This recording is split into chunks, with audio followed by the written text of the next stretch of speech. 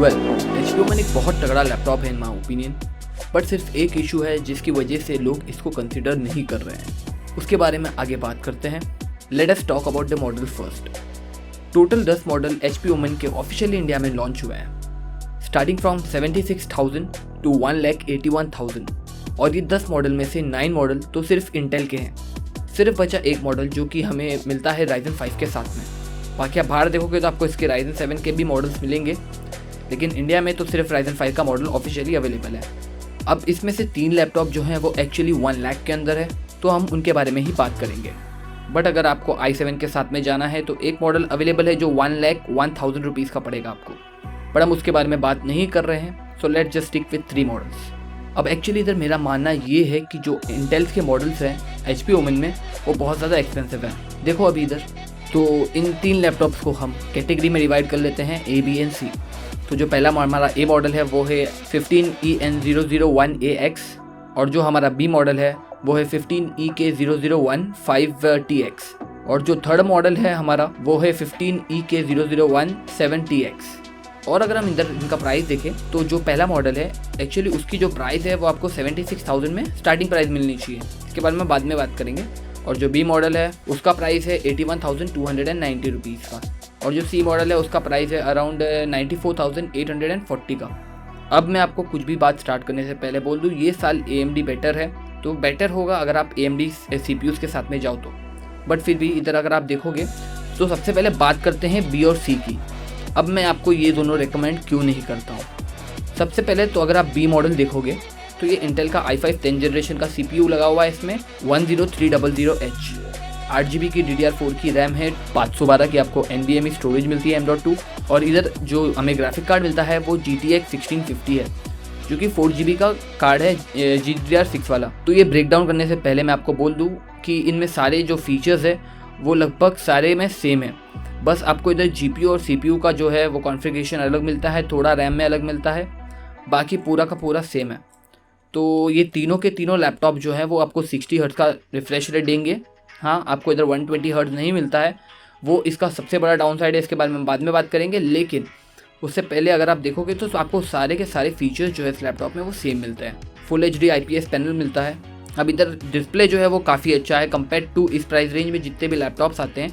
और अगर आप इस प्राइस रेंज में देखते हो तो आपको इधर डेल G5 जो है मेरे हिसाब से उसका भी डिस्प्ले काफ़ी अच्छा है, और सेकंड नंबर पे ओमेन को रखूँगा मैं डिस्प्ले के मामले में। डेल G5 के बारे में will make a video soon, but उसको अभी के लिए रहने देते हैं। तो डिफरेंस के बारे में बात करते हैं।